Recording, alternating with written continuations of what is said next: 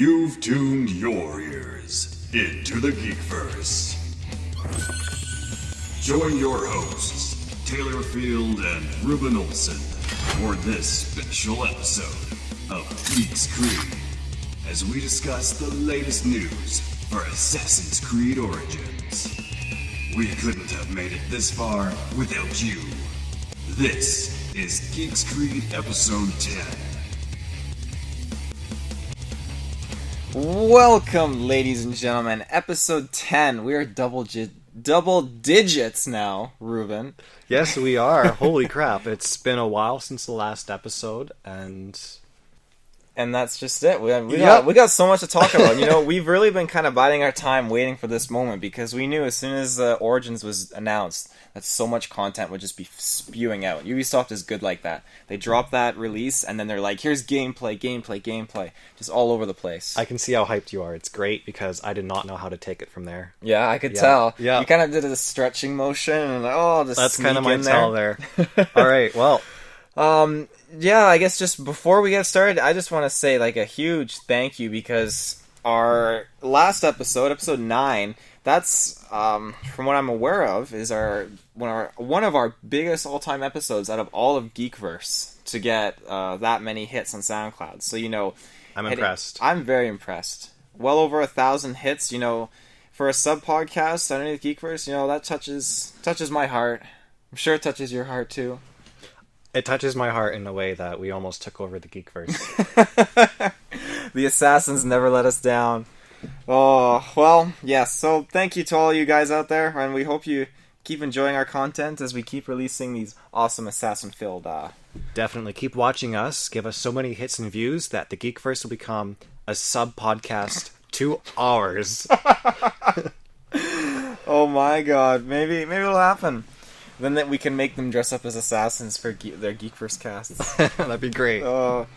Okay, well, we're going to dive into some juicy news here. And kicking us off, our Ubisoft put out a new cinematic just very recently for Assassin's Creed Origins. And we just watched it like literally a few minutes ago.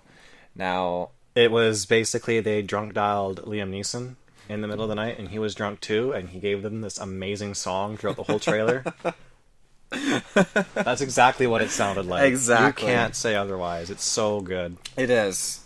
And you know, like, for me, this trailer felt very different as opposed to the other ones. But I mean, I'll let you start off first here. I mean, you've seen all the other cinematics. How does this one feel for you? It had a giant Cleopatra in it. That was a plus for me. I like that part. Giant Cleopatra, okay. In-game DLC, I'm sure. That would be great. Just, you know, you see that pyramid? You can climb it. You see that Cleopatra? You can climb her too. And I'm going to go to one of those things. Oh, yeah? Just one. Just one. That's what I'll buy the game for. Well, how did you feel about the tone of the trailer being much more slow-paced and kind of... And it wasn't showcasing the assassin, really, this time around. It was showcasing, like, it seems like... I'm not going to call them Templars, because I'm pretty sure they're not Templars at this point, obviously. They're a completely different organization. Working behind the shadows. How did you feel kind of seeing this take place? I like slow trailers, I guess. I mean, they're cool for cinematics and whatnot. Mm-hmm. Get away from all the action, but I don't know how I felt. I mean, really, it's just... I could say it was good. Mm-hmm. It was really just another cinematic to me with Liam Neeson's drunk voice. Liam Neeson's and a giant Cleopatra. Yeah. Give us the game now. I'm ready for the game. I'm ready for the game, too. And we only got a couple months ago before we get it. I've rewatched, you know, so many cinematics for each Assassin's Creed game again and again and again, even consecutively. I've seen them montage together, and I love them. And this one, what it did differently is it really took on the aspect of being silent and behind the scenes, and showcased how each one of these leaders, like Julius, Cleopatra, and the other dude.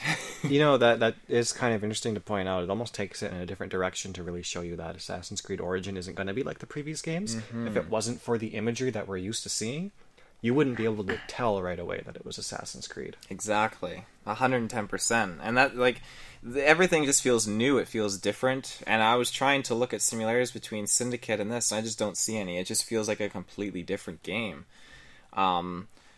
And with that cinematic, it just was cool to see how each character was being puppeteered basically from behind the scenes. Like you see Julius Caesar obviously being puppeteered by Cleopatra as she puts his character down on the map. It goes to show that she's in control of him. And then you got the Pharaoh obviously being controlled by that dude with the face mask. And the face mask is obviously inside that temple that Cleopatra was like too enlarged to be in because she was looking at it on her table. And then like he's just, it's neat to see them all being controlled, and at the end of the day, it's Bayek who's gonna fuck it up.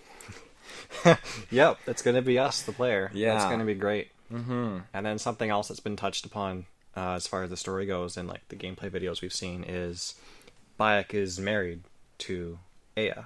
Mm-hmm. At the very beginning of the game, not a spoiler. They're married. You get to explore a little bit of that and how there's maybe some differences between them and stuff. I'm interested to see the role that Aya's going to play throughout the game. There's a little bit of me that hopes maybe we'll get to play as her. That would be pretty cool. Are you? Why do you want to play as her? Because I want. You know how I work in video games. I'd rather play as the girl. Yeah. Okay. Yeah. She apparently just because I don't really know much about her, but apparently she's an agent to Cleopatra. I think it's going to be really cool. She grew up with Bayek, I believe, and they trained together. Really? Yes. Okay. Okay. And I guess that's kind of the driving force that made them grow in love. Okay. They said in the video, though, that it was like an Egyptian marriage. I'm not exactly sure what an Egyptian marriage is and how that differs. You just have to know each other as children and grow up together. Ah, that must be it. Yes. One day a bird comes down from the sky and you get to name it Sinu, and then boom, you have to pick a girl. There you go. That's how it works. Ancient tradition. That's the rule. I think it's so cool that they're both trained in the arts of Magi, which is that ancient Egyptian order as well. Were they both? Yeah, she was trained in the arts. Yeah, she was. I think it was that she's not a Magi herself. She isn't, but she's trained in it. Yeah, absolutely. But Bayek himself is a Magi. Now, obviously, they didn't get to this point of showcasing if did they have a child or not. I can't recall if you had to see that. I don't think so. That's probably something that's going to come towards the end of the game. Probably, yeah. I think it's safe to say nothing bad's going to happen to Aya. You'll probably be with her at the very end of the game, and then you'll see the next assassin be born, maybe? Hopefully, but Assassin's Creed has a large trend of killing off the love interest for the main assassins, which is quite sad. And we've seen it in many Assassin's Creed games. But this time around, like she's obviously gonna be like the equal to Bayek, so she's got the skills and the talent. So, and a DLC coming out where you get to play as her, that'd be kind of sick. I'd play it. Yeah. Yeah. Well, that's our first character we started talking off about here. So, like, who do you want to jump into next? There's the Pharaoh, Ptolemy. What do we know about him so far? I don't know anything about him except for the trailer showcase that he's being puppeted out the yin yang. That face dude is behind him all the time, telling him what to do. Okay. Like, we don't know who the face guy is yet. We don't know. No, just that he's obviously in control. Like in that cinematic, he goes like this and points out, and the Pharaoh's like going up, waltzing towards the crowd, and the people start cheering for him. Okay, so that's all we know about him then. What about Caesar? The Roman dude is obviously... The Roman dude. The Roman Julius Caesar himself has just been referred to as the Roman dude. The Roman dude. He's trying to work his magic with Cleopatra. I think he's coming down after someone else, though. Yeah. It's by chance that he meets Cleopatra. Mm-hmm. Do you think that he's obviously choosing to help her, or Cleopatra is pulling her own strings trying to get his help? I don't think we really know yet. I mean, it could be either. Yeah, because she is in exile, and I don't feel like she's got much power being in exile. She could be sly about it. That would make sense. Yeah. From what I've seen, like his character seems pretty cool. I love the fact that he's got like his Roman army just marching into Egypt, and that's really cool too because you get to visit like Alexandria. Imagine Rome DLC. Oh, that would be so cool. Rome and Greece. Like I know we've been to like the Roman Colosseum and other places in Assassin's Creed 2 and Brotherhood, but to have it in this day and age when it's actually at the like peak of Rome's empire, that would be sick. To go out there and fight like a Roman army, and they're all out there, just like those big lines and crowds out in the big field. Mm-hmm. You feel so screwed. You would. And we'll get into that too, about being able to go into areas that are above your level, basically. So that could play that's a huge gonna come part. in later. Is there any other cinematic details we have left? I mean, they got to showcase. I don't literally know if you can shoot an arrow from your foot. I mean, Bag did. I think that was just to like add some spice on top of that cinematic, because that was pretty badass. All that draining just for some spice. Just for some spice. Yeah. Some sugar and spice. That's why combat is just like cooking, you know, you gotta spice things up every now and then, add some new flavors. Some good seasonings. Yep, that's gross. Okay, one thing I want to bring up with the cinematics, obviously the ones that we get to see that are rendered outside of the engine look amazing and great, like the trailer. Mm-hmm. In the gameplay and in the footage we've seen so far, this happens with every Ubisoft game I've seen. All the cinematics, when a camera angle cuts to another angle, there's always some jankiness there, like maybe some cloth isn't in motion right away and suddenly it pops into frame, and it's someone grabs something from a table and it just like it teleports just a little bit too far. Yeah. This game still has that for the cinematics. I'm hoping they iron out that, maybe because it's still a work in progress. Mm-hmm. They'll fix those. It doesn't seem like it's as bad as the previous games, though. They've improved it. Mm-hmm. So I didn't notice it as much. It used to be really bad in like Assassin's Creed 2, for instance. All the cutscenes would have, like, every time a camera angle shifts, something just pops in. Something moves wrong. Something teleports into frame. This one was occasional. So they've been working on it. And you caught that from the cinematic, or are you concerned that they'll keep from the cutscenes in the game? The cutscenes in the game. Anything in an engine. The cinematics are 100% fine. Those are beautiful. I love those. The in-game cutscenes, like when we're watching the gameplay videos and all the demos that we've been watching. I gotcha. Whenever there's a cutscene there, not just like Bayek standing and talking to someone, those look perfect. Mm-hmm. Those are fine. But when it shifts away from his viewpoint and you have like a floating camera person and it's all like, you know, trying to be a cinematic in the engine, that's when you start to notice some of those little things warping around. Yeah, exactly. And that's my only complaint. That's all I can really bring up, though. Well, that's good. If that's the only complaint, I'll take it. The gameplay, everything I have to say about that is just perfect and flawless. Mm-hmm. So, with that note, maybe let's move on towards the gameplay. Absolutely. And there's been quite a bit more revealed than what we knew before. Just some little details. Mostly interesting little things, like, you know how the NPCs have their own schedules and stuff. Yeah. We've been told that before. Some examples now that we've just heard about are, like, bandits, for instance. Maybe in, like, a quest that you're doing. You can go find them when they're in their cave before they go out for a raid. Mm-hmm. Or you could wait and come back to it later, and you'll find them walking along the desert towards a place that they're going to go, like, raid and steal stuff pillage. from. Yeah. And then you could wait some more, maybe, and catch them on their way back home. Like, they'll follow their schedule during the quest that you're on. That's pretty cool. Another detail is NPC schedules will change after you complete a quest for a person. So, like, the children that you rescue in one of the demos, you can find them right after the quest. They'll start walking to their next destination, and you can follow them all the way there and see what they do after their quest is done. Really? That's a really cool detail. That is really I'm not cool. sure how in-depth it's going to be. I'm sure they'll just kind of like arrive to their destination. Maybe there'll be some flavor text and some new stuff to hear. Mm-hmm. But I'm hoping that it'll adjust and be like, oh, hey, this is their new schedule. You can go see what they're doing in this town now. And you'll just run into them occasionally and they'll thank you again for your help or something. That really sets you up for getting to experience what it's like to be an assassin. Like, in the past games, Ubisoft tried to take on that twist where, oh, you can pick the way you want to approach your target to assassinate them. But this helps you get to learn their schedules. You get to learn the best way to really do it while they're waiting, while they're attacking, or while they're returning. And then that sets up a whole new And once change. you find something that person's doing at a particular time of the day, and it's something they repeat often, then you can sit and meditate and just wait. And once that time approaches, you know your target's going to be there. Exactly. So you can be fully prepared. Exactly. And go right into combat. And that brings me to another thing, too, for side quests and stuff. Leaving an area of interest no longer prompts you to return and fail the quest if you don't. Really? You can just take off, go do whatever you want, maybe continue the main story, and come back to that side quest when the main story brings you back to that area. Really? that was brought up, and I thought that's so nice, because I hated feeling like I was being railroaded into a certain area, and if I didn't do it, I'd have to start all over again later because I failed. You can just drop the quest and it'll resume next time you're in that particular area. There's no notifications or anything. It doesn't look like you can just leave. Okay, that's really, really nice. So that old system is completely gone. Do you feel like that might stack up kind of bad, though, if you get too many side quests going on? I think that's a given with any RPG. Yeah. When I play them, I try not to accept side quests until I'm ready to complete them. But like in The Witcher, I always have a ton of crap building up to my journal, and I hate that. Yeah. That's just unavoidable, and that's just a part of most games like this. Yeah. I'm ready to accept that.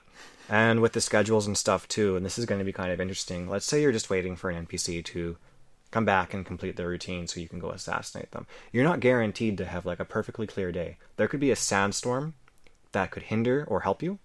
For instance, during stealth, you're planning to sneak into an area and it's really difficult.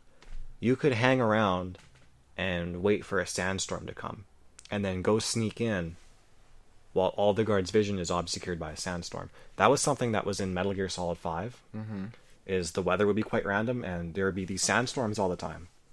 And those were kind of fun to play in. They would mostly help you, but if you're in the middle of combat and you got snipers and trucks and everyone just shooting at you going crazy, and a sandstorm comes, you can no longer see the enemy either, and it's scary to be in that situation. You know, it's funny, like, because they kind of showcase that in that cinematic, where this main bad dude is consistent on this schedule, and finally, at the end, Bayek makes his move in the sandstorm. That's when he obviously does. So, I mean, that's definitely a really cool approach.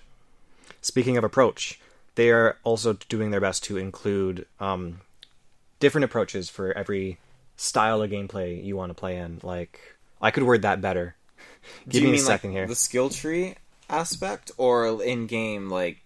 They're trying to include support for different play styles. That's the way to word it. So let's say you're just the kind of guy that wants to go right into combat. So you'll run along the floor and you'll do that thing. You'll go right into combat. Well, that whole quest, that whole area that they're building, every quest and area has that approach to it. But they also want to really focus heavily on the stealth. So they're having all these different stealth options. And I'm thinking of Deus Ex Human Revolution. They included those different options. Like, you want to go into combat, you can go this way. You want to be sneaky, you could go completely around, find a new separate room with new stuff in it, go up into the vents, come down, do all this other cool stuff, and not be seen at all. But they're also including a play style included in the areas for archery. So if you're a ranger and you have ranged attacks, there's maybe going to be like platforms along the ceiling and walls, like towers and stuff where you can climb up and snipe from. Areas that have cover, so you can look at an area and visually plan and map out your approach. Whether it's going to be a mixture of all three different playstyles, or just doing one solid one, they're all efficient ways to complete a quest. Yeah. So, which one is pulling you right now? Like, archery, head-on first with combat, or the stealth approach? Which one do you feel like? Stealth and archery is usually my approach. When the game comes around, I'll probably just do a mixture of it all, though. Yeah. Fair enough. I probably will be on that too, because I want to just be able to dip into every little bit of combat detail and content that I can. There's a lot of detail too, for torches, for instance. Now they said, oh yeah, you can use a torch as maybe even like a weapon if you don't have anything on you, carry it around at night to see. Let's say there's a really big pit, and it's in the middle of the day, but that one pit is really dark. You could drop a torch down there to see what's below, unless you set it on fire and ruin everything below. I mean, there's a risk. In the middle of combat, if there's a torch on the wall, or if you have a torch in your inventory and you want to play smart, you can light it on fire and drop it, pull out your bow and arrow, and then light an arrow on fire. And you can use that torch as a tool to make your archery stronger. So there are details like this all throughout the game that I'm excited to like discover. I want to see what else there is, what other little bits of technology they've really poured their brains and added all this depth to. And it's not even just ranged weapons like your bow and arrow, but even, I can't remember the name of it, but there was that one spear that Bayek was using in that gameplay video, and the end of it was lit on fire. So, I mean, they've got, whether it's just fire or other things, but they got fire on a lot of things. On the weapon itself, like a random draw. I think Diablo style, maybe? So you might pick up a staff, and it's got, oh, this staff is always on fire when you use it. Oh, okay. And also, it seemed to have a special ability that he used halfway through combat where the screen turned yellow. Yeah. And you heard all like these whispery voices and stuff. So some of the weapons that you get might be like legendary and have special unique attacks to them. Yeah, the guy said something that has to do with like fear, so that is really cool to think that each weapon does have those different abilities. Because he did that, and he did do a different kind of move as well. Mm-hmm. There were a few different kill moves too, where he like jumped across from a distance, leapt onto a guy, pushed him over, and it entered like this camera angle where you were quickly stabbing him over and over and over. And it didn't kill him because the guy playing, I guess, didn't do it at the right point for his health to actually kill the guy. But it was cool that there was an attack specific to this leaping animation where you topple a guy over and just go right at it. And it sets it up too for if there's guys nearby, it instantly gives you options as you're killing this target to immediately do a chain, basically. Take down the second target and the third target and keep it consecutive. Yeah. So that was a really neat feature I think some of those are going to be ability points. Yeah. I only know of two, and I know you have a little bit to talk about for the skill trees and stuff. Yes. Two of the ability points that we've seen so far, one of them is a slow motion. So when you're using your bow and arrow, you could invest in a skill point to have a kill shot with the arrow enter slow-mo, and it'll only trigger so long as you keep holding the bow after your shot. So, you can just choose to enter a cool cinematic slow-mo for your bow. Maybe there's some more gameplay to it where it adds more than a cinematic effect. But it's optional, and it's there if you want it or not. Another ability point is the ability to tame animals out in the wild. Yeah. Let's say there's a crocodile out in the Nile River, and you want to like be your pet, your little friend, and have him ride around with you and attack guys, or just fool around in the open world sandbox, kind of. That's one of the ability points. So those are just two of them. One's like an optional thing that some people love or hate, and the other is like a really cool gameplay element. Yeah. So what else is there? Like, there's going to be so many different things, and I'm thinking maybe some of those attacks we saw, like the leaping one, are going to be ability points too, where you can unlock them and add another attack to your arsenal for certain weapons and stuff. Yeah, absolutely. I mean, looking at some of these, like, the one ability here, it's listed as Dawn and Dusk, so hold the button to sit, contemplate, and make time speed forward. So obviously you can, like you said, if you need to wait it out in certain scenarios, you can do that. But a lot on this tree is just Hunter, I'm assuming, that's our range. Yeah, you've got Hunter for ranged attacks and archery, Warrior for the combat, and then I think the it's other one, Seer. I'm for sure it's stealth Seer, and stuff, yeah. right? Yeah. And then there's stuff that kind of meets in the middle that might be a mixture of the different playstyles as well. So if you try to combine the two, you'll get specific abilities that maybe use some archery in combat or archery in stealth, or stealth in combat and so forth, to just mix them together and give you new abilities for your specific playstyle. Yeah, and they also said as you gain abilities, you can also pump the abilities again into like your straight up Hunter, Warrior, or Seer perks, and I think that amplifies like the amount of damage or other special abilities that they do. So if you wanted to just do one of those particular playstyles, you could make it really, really, really powerful, as opposed to trickling out into all the different skill trees and having more in your arsenal, but less overall whack to your power. Yeah, basically. I have another image here too of the inventory, and you can see like the gold, you can see like resources you get. Obviously there's different kinds of arrows as well, which are called ammo in game. Yeah, they're called ammo. Very, very modern, I guess. You got tools, quest items, a lot of spots. Like that means just there's gonna be a lot of quests. There's a lot of spots for those. Animal goods. I can't make out what that is. Paptree? Papyri? Papyri? Paprika? Something for paper, probably. Yeah. I would assume. And then trinkets. Letters and stuff. And this is something out of Gamescom, which is pretty cool. But it just goes to showcase that whole RPG element that has not really been in the other Assassin's Creed games.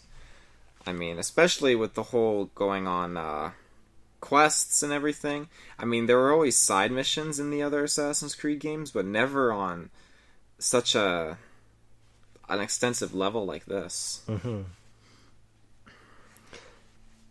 That's what really else cool. Do you have there? Well, we have some more gameplay points about... I just put in, you see that pyramid? You can climb it. That's not even really a thing to talk about. That's just in my notes. I don't know why I wrote that down. Well, you still feel confident, though, that the top of one of those pyramids is a piece of Eden, don't you? I hope so. And why do you hope so? Because that would just be cool. That would just be cool, just for the coolness. Add some crazy into the story, please. They said they were being serious, but they're also adding little bits of comedy here and there in some of the quests. But I want some crazy too. Well, the giant cobra is pretty crazy. I want more crazy. You want more crazy? I need giant more crazy. Cleopatra crazy. Over the top. Let's get Assassin's Creed Metal Gear Rising Revengeance. Where you play as an assassin, scaling the surface of a giant robot, cutting its legs off, and then using it to assassinate someone. You know, we're heading in that general direction, which we will talk about soon. Towards the end of the video, yes. We have puzzles. Those are a big, important element to the puzzles gameplay. And tombs and now, pyramids and the stuff. older Assassin's Creed, they had puzzles in them. Yeah. They were never really anything too in-depth, though, were they? Some of them were kind of a pain. Like, it could just be a matter of, oh, you find this token, put the token in the door, and you have to solve this tomb and kind of figure your way through it. Or you actually have to look for, oh, gosh, I can't remember what they're called. You use Eagle Vision, and you could see symbols. Oh, yeah. I can't remember what it's called, though. And I used to... Bleeding effect? It was kind of, yeah, kind of. But there's a certain term for it, and I'm ashamed of myself I can't remember it, because I used to do it all the time in Assassin's Creed 2. But, yeah, so there were puzzles. Summing up. Okay, well, it looks like they're really expanding on making the puzzles better and less annoying. Yeah. Some of the puzzles in Caves and Tombs are going to be physics-based, for instance. So there's more gameplay to solving the puzzles than just go here and press the button and then a door opens. Ooh, go get this token and put it here and then another door opens. It's like you have these two big platforms and one of them has a weight on it. Yes. And you'll have to pick up that weight to raise the platform. Maybe pick up some other items and get like a specific amount of stuff on it to reach an area. There's more thinking involved in the actual puzzle, but there's less annoyance and the emergence of, wow, how do I solve this? There's just some crap I have to go find. I don't want to search. You see the answer before you, and you gotta just piece it together. That's good, because it really fits in with the atmosphere of this game, I think. Especially with pyramids and tombs. So they said, like, there's environmental puzzles, which are probably going to be physics-based, and then non-physics-based ones. Probably some locked doors and keys and stuff, obviously, but... And I think they said that there's going to be some other kinds of puzzles as well. Probably something more story-based. But I don't think we've really been shown what they are yet. Probably something you'll have to solve, or maybe go around to an area, or come back with a different quest. I don't know. Do you feel like the weather could play a part with certain puzzles, too? That'd be cool. Maybe like the lighting of the time of day, as it passes over a hole in like a tomb. I really hope they do that now. That's a really good idea. Well, time and day, or night and day, sorry. I think that's going to play a huge part in this game. I mean, it only makes sense. If they have that for character schedules, why not have it for puzzles? It's only fitting. What else do you have on puzzles? That was it for puzzles. That was it. Okay. So far we've talked about like the new gameplay elements, using the details like torches and some of the abilities and weather, NPC schedules, areas including play styles. Then should we talk a little bit about the combat? Yeah. I have the perfect point actually, but I won't bring that up right away. I'll let you lead. Okay. Well, one thing that just irks me is I've been just like scrolling along online and everything, and you know, I see tons of people talking about how like the gameplay looks the same, all this stuff, or they're like Assassin's Creed, boring gameplay, all of this regular stuff. Have these people even watched, and I'm gonna get a little salty here, have they even watched a gameplay video for this Assassin's Creed Origins? Have they watched anything of it? Because all I'm seeing is same gameplay, boring, all this bullshit, and it irks me. It is not the same. It is completely revamped. Well, for anyone listening who has that particular question that's making Taylor really salty, I can explain it perfectly. The actual engine for combat has been completely changed from the ground up. As it used to work, it was an animation-based system. So when you're in combat and there's a whole bunch of dudes taking turns fighting you, you'd engage in combat, warp towards them, and it would play a particular animation that's either a hit or a miss kind of a deal, or like a deflect. And it didn't work very well because you're always warping all over the screen, taking turns, and it was boring. You didn't do anything. Yeah. It was like rock, paper, scissors, but you take out one of those elements and you always play the winning card, right? Yeah. This is a lot more along the lines of Dark Souls or For Honor. For Honor is probably the better example, is that's an actual Ubisoft game. But it's hitbox based. So you're not playing an animation by pressing a button. You're swinging your weapon, and there's a hitbox attached to it, which they didn't have at all in the game before. Yeah. And that hitbox is dependent on whether it hits the opponent in a weak spot or not. So if someone's got a shield up, if your hitbox hits their shield, it's going to block. But if you swing the other way, or you go around the person and hit them where it's not on their shield, it'll do damage. Yes. And it's the same with archery now. Like, you can aim your arrow at a person, and hitting them is going to deal damage, usually, but you can telegraph your shots. As you aim, there's a little bar that shows you how much damage you're doing. You can aim at their leg, and I don't know if there's an effect to that, but it does less damage. You can aim at their body, and it'll show you it's going to do more damage, and it'll estimate how much damage you do by hitting a particular body part, which is way more intuitive for bows and arrows than what they had before, which was just you shoot a projectile and it auto aims at a guy and then it hits something, right? Yeah. So there's more risk to the combat. And there's evading and rolling and stuff that we didn't really have before. There's maybe like a basic dodge. There was a basic dodge, and then there's your counter block. But this is totally changed. Yeah. Rolling on the ground and everything. We're going to have iframes, so you can just graze your way out of an attack if you know the exact frame you're going to be invincible. Stuff that we're used to from games that have a lot better combat. Like Dark Souls, or like For Honor, or like... I don't want to say The Witcher 3 because its combat's pretty shitty.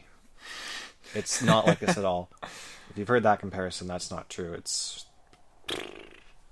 This is its own unique thing. Yeah. Still, it's borrowing a lot from other games, but it's new to Assassin's Creed. Yeah. And it's so much better. Yeah. You can see that from the gameplay videos, and you can see how it's going to work.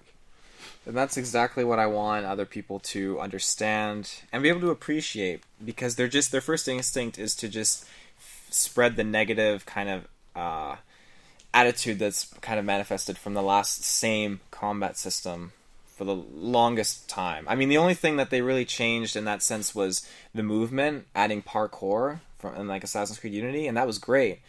And now it's obviously amplified 10 times more with this new combat. Just getting to see in the arena and basically how you get to take on all those guys. And that's another big element, is boss battles. Yes. And they said they want to include a whole lot of bosses, and they want to make them feel unique. Yeah. So maybe now when you go to assassinate a guy, it's not just another NPC with a special name who's going to trigger a cinematic. It's going to be like this huge guy with a particular weapon and raging axes. It's going to be like this amazing boss battle, something that video games should have. It's going to be a fun gameplay experience, taking on a new boss, taking on a different boss. It's not going to be the same thing one after another. Yeah, and it's neat too, because these bosses have their own kind of, not a killing animation, but it's a fighting animation, like where the one boss like jabbed Bayek and like threw him up in the air, or like jabbed into him and like 360 spun him around. Different things like that really add more anticipation, and not anticipation, but there'll excitement. be a lot of telegraphing. Like, you want to look for a boss's movements and learn his moveset before you rush in there and fight him. And that, again, that's right into the arena too, where they said that, the arena, you can do it and you can unlock. It's totally a different kind of like feel and addition to Assassin's Creed, and it was a huge part of history at that time, that coming from Greece with these arenas and everything. And so it's neat that they're going to introduce it in the main story, but at the same time, if you don't have to pursue it. If you like what you got to try out and you want to get new outfits and weapons, then you can go back and pursue that. So it's neat that they're adding these things, but they're not forcing you like they've done in previous games. You just have options everywhere. Options. If you play stealth, you have more options. Yeah. Because you can sneak into the harder places to get better loot. Yes. And that brings us to a very interesting topic. Now, you could be wearing horrible gear, horrible weapon, and you could be like, that castle on the far left side of the map that's got some sick loot and some heavily armored guards, I'm going to go there. And you can hit a couple twos on them. A couple twos. A couple twos. I like that term. Hit a couple twos. And then, you could deke and you could dodge. but you won't dangle. You'll get popped pretty quick. But That's some interesting terminology you just used there. It is the best terminology. But then we got to see in that video him just being decked out, like old man Ezio armor. Like, it was sick stuff, and he just went in there, and that 2 turned to almost a 2,000. Like, damn. Hit a couple few hundreds. So it's very cool to know, again, you can go anywhere on the map. You're not limited. If you're feeling ballsy enough, that you can go hit your 2s and just get that loot. You can go for it. That should be on a t-shirt, When life is tough, just go hit those 2s and get the loot. With a picture of Bayek. Yep. His face. Not his hood, but just his face. Like a sad face, too. A sad face. In really weak armor. How do you feel about being able to explore the whole map and there really being no limitation this time around? Well, I think we kind of touched on that before. And I'm excited to have a nice big open world, like Just Cause size, where it's huge. It could be a bit too much. I don't think I'll ever explore all of it. Yes. But the fact that it's there is neat. The fact that I could approach a destination from any other angle I want to, that's cool. There's probably going to be a ton of secrets hidden in there. Oh, absolutely. Between each major landmark, we got Alexandria, we got Kyrenaica, whatever it is. We got the Nile Delta, Giza and Memphis, Fayum, and that's just just a couple of them already. Because the map itself is massive. Absolutely.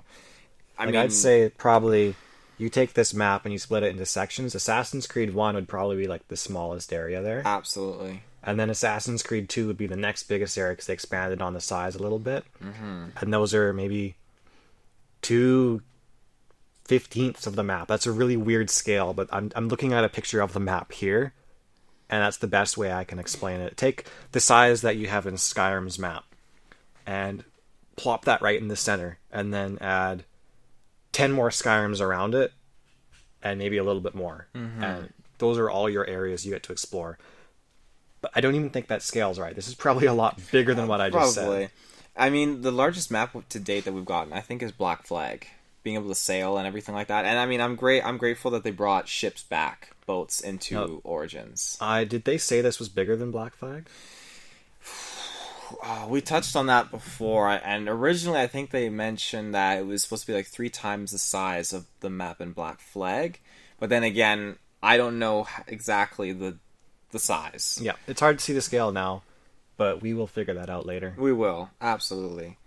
Here's a question for you. So out of all the places you can really get to, you really seem to get pulled to the idea of going to Rome at this time period. So you're probably more of an Alexandria, or you feel more like any of these other places? Well, that would be neat, but once you do get to Rome, or at least Alexandria there, it's going to look more samey to the other Assassin's Creeds. Yeah. I'm probably going to go explore the wilderness.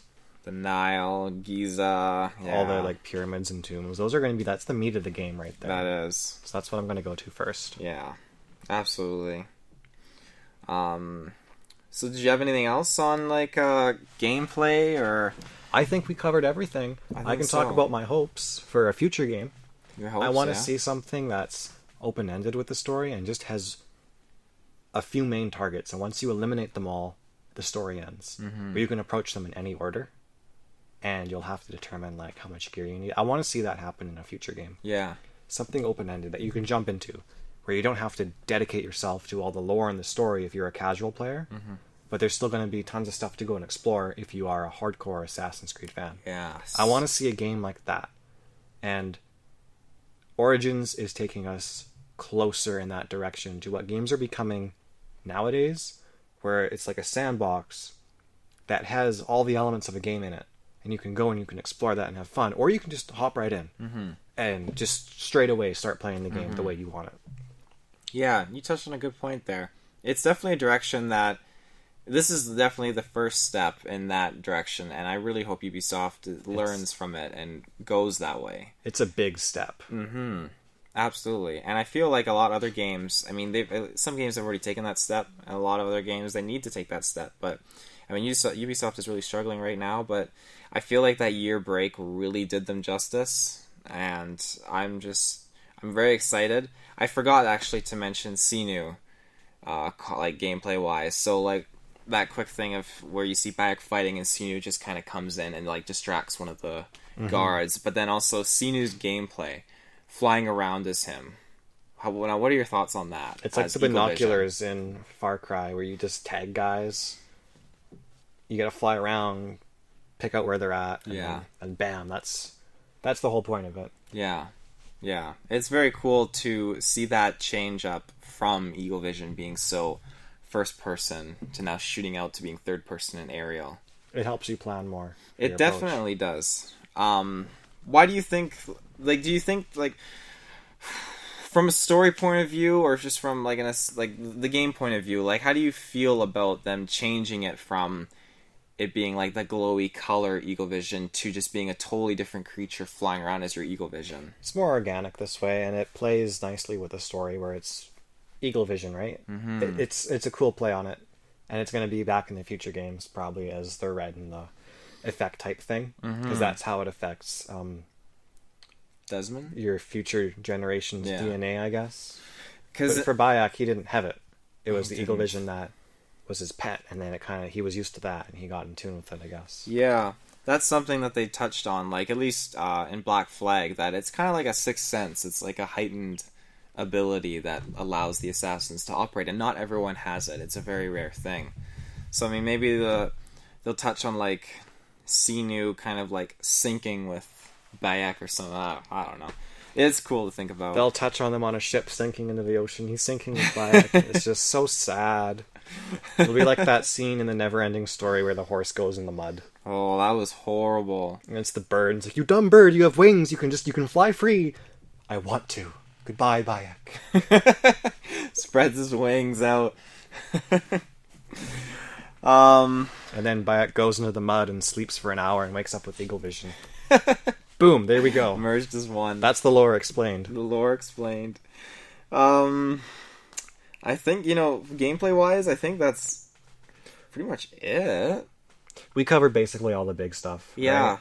So that's what's coming to Assassin's Creed Origin, which is coming out October? Yes. October. All right, I'm looking forward to that now. That's only 2 months away. Yes. And, speaking on that, story-wise again, too, that novel that we saw, that's going to be coming out a little bit before the game actually comes out. And you're going to pick it up? I'm going to pick it up because I'm huge. I haven't read a lot of the comics yet, or some of the young adult series, Assassin's Creed Descendants, but I have read all of the main novels by Oliver Bowden, and they're phenomenal, either being after the events of the game or before the events of the game. They're absolutely fantastic. And so this one, obviously, it takes place before the events of Assassin's Creed Origins, when Bayek is younger, and it just seems like a really cool twist, actually. I shouldn't say twist, but it's cool to kind of see that different perspective and kind of get to see things from Bayek's point of view when he's younger, because he is the first assassin, so it's really neat to see how he's going to basically follow into this kind of creed, because I don't know if they touched on that in the game. Maybe, because I feel like the game's going to kickstart it off where he's already a self-proclaimed assassin, and he's already going on this hunt and doing these things. They said, too, in one of the gameplay videos that we're going to see how him and Aya kind of get together and they form the birth of the Brotherhood. Yes, okay. Then then the book obviously will be kind of leading up to that point, I would think. But yeah, so the game comes out October 27th, and the book comes out on... I got that on a note here. The book comes out on...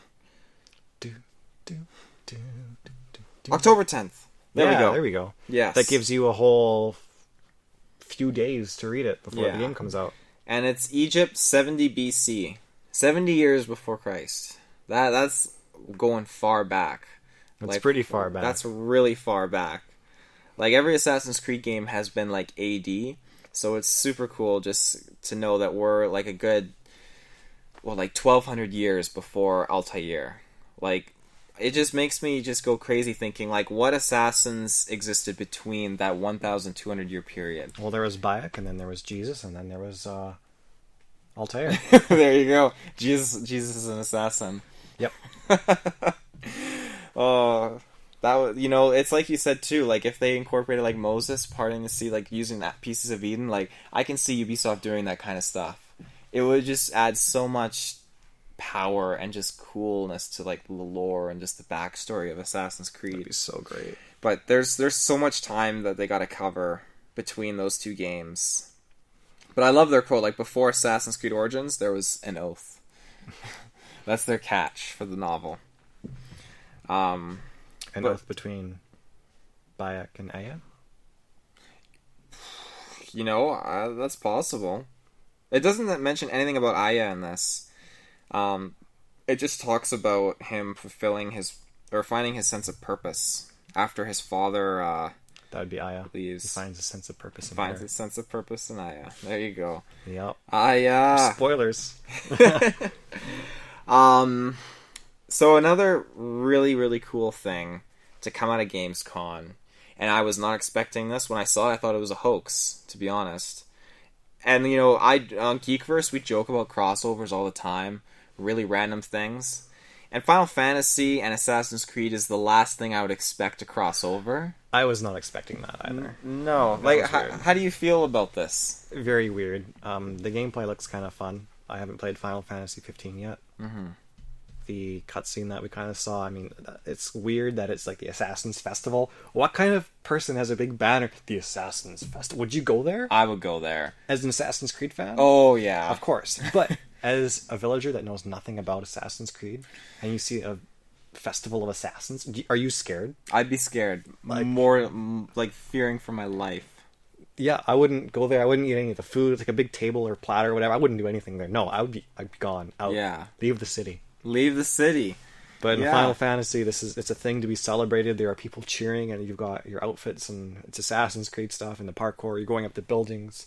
There's an eagle atop, like a big thing, like all these little nods. So, have you played a lot of the Final Fantasy games? This the older ones. The older ones. So, have you seen them do any kind of crazy crossovers or anything like this before?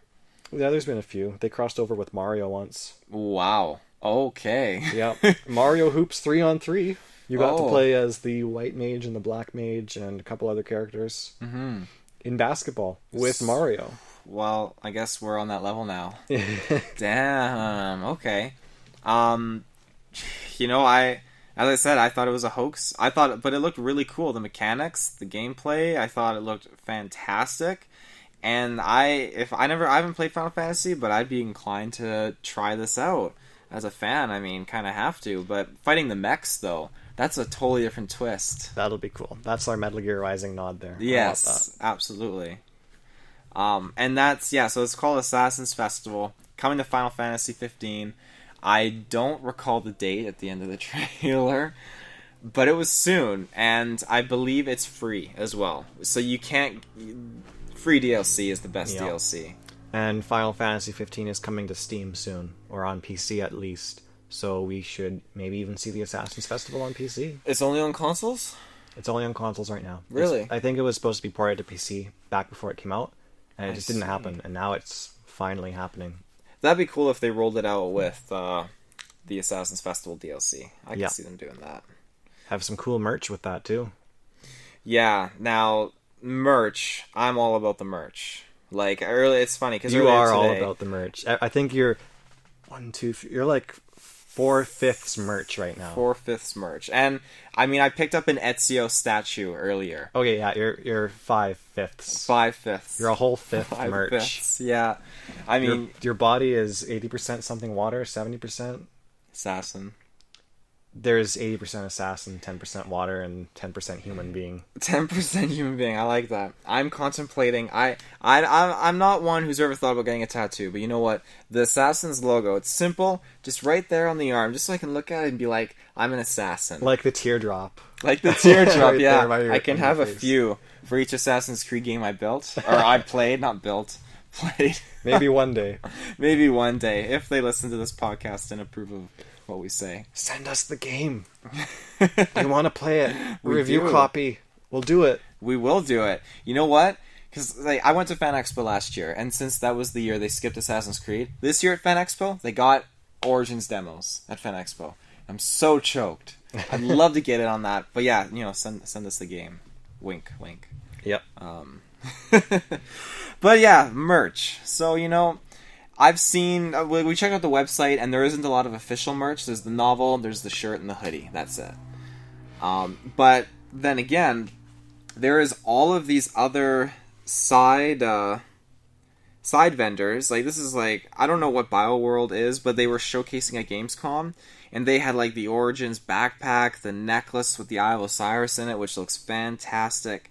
And then they got, like, the shirts and everything, and, like, the clothing itself is absolutely amazing. I swore I saw an Apple of Eden somewhere, because I'm 98.9% sure there is an Apple of Eden in this game. Was it official merch, though, or were we looking at It was fan? official merch. It Yeah? was, yeah. It Well, wasn't fan. We're going to find out. Bets on whether Taylor's right or not with official Apple of Eden merch for Origins. Is it in the game? We're going to come back to that some other time We will be. and see if he's right or wrong. Mm-hmm. Who Now- knows what the consequences will be. Oh yeah, Ruben loves the consequences. Check out Rod or Not, episode 1. Came out a good few months ago. How do you feel about the merch? Like, I know we saw that Bayek statue. We've seen a few statues with him and Sinu. I might buy something cool. I have the Ezio statue, and I have a Hidden Blade and some other stuff too, right? Mm-hmm. But right at the moment, I'm tight in money, and my mind goes far away from merch. Yeah. When I have money, it's going to get a lot closer to that. It's always up in the air. Yeah, that's the struggle, that's for sure. I mean, there's so many pretty things out there. I would have so much more merch. I'd coat my house in it if I could. I mean, I was debating getting... Like a house built entirely of doors, your house would be built entirely of apples. Apple of Edens. I was debating buying that Ezio statue just because, like, $20, it's $20. I could throw that somewhere else, but, I mean, it's a statue I don't have. I wanted to get a Connor statue as well with it, but, you can't win them all. Well, there are pros and then there are cons.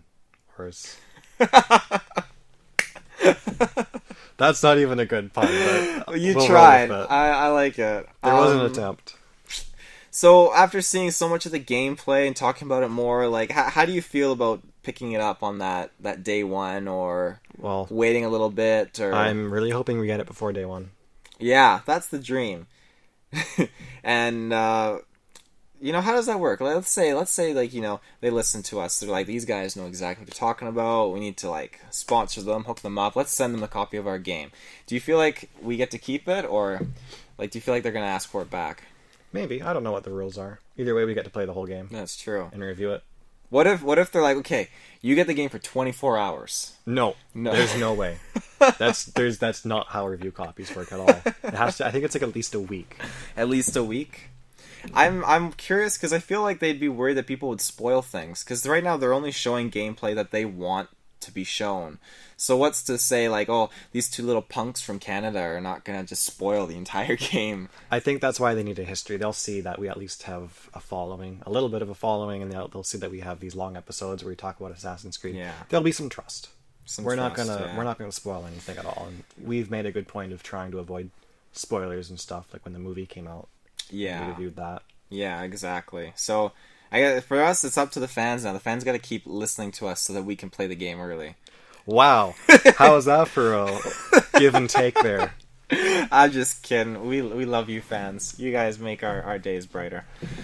But I feel like that's pretty much everything. I mean, I think we covered it all. That was pretty solid. I think so. That's episode 10. That's episode 10. We've made it here already, and you know what? It's over. It's over. Wow. Yeah. Now we have to work our way towards episode 11. Yeah, I don't even know what we're gonna throw in episode 11. I feel like because we're in the game review. September. The game review. Yeah, because it will be the game review because it's a month away. 2 months. Do a write up, an article, and then do maybe a video if we're allowed to show some gameplay, and then proper review. Let's hope for it. It could be episode 11 if Ubisoft is kind to us. It could be. Otherwise, episode 11 might be delayed, and it'll be when the game's out and we get to play it. Yes. I think that's going to be the next bit of content where we talk about it. Mm-hmm. Talk about our expectations and our hopes and whether our dreams were shattered or fulfilled. It'll be a very awesome episode, I think. Yeah. I'm looking very forward much to looking that. forward to it. Absolutely.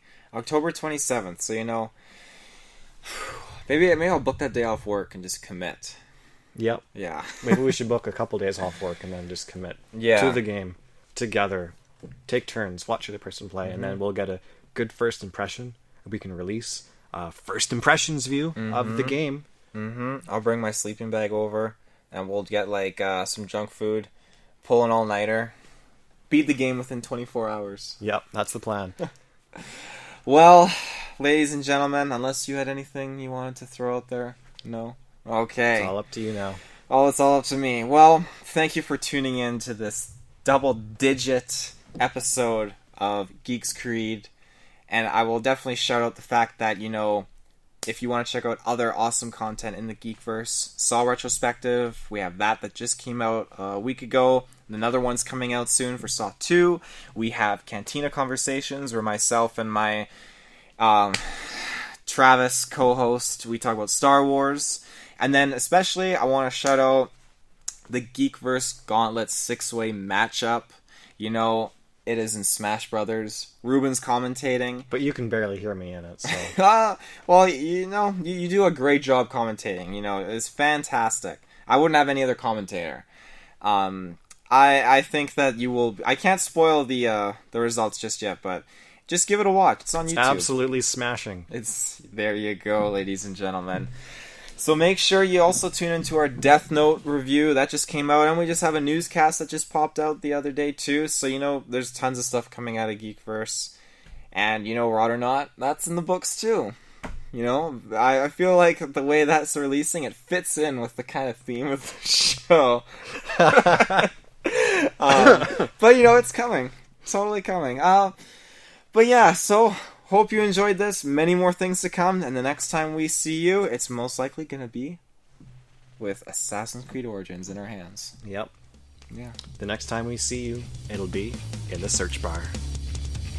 Thanks for tuning your ears into Geeks Creed Episode 10 via the GeekVerse. We'll see you in the search bar.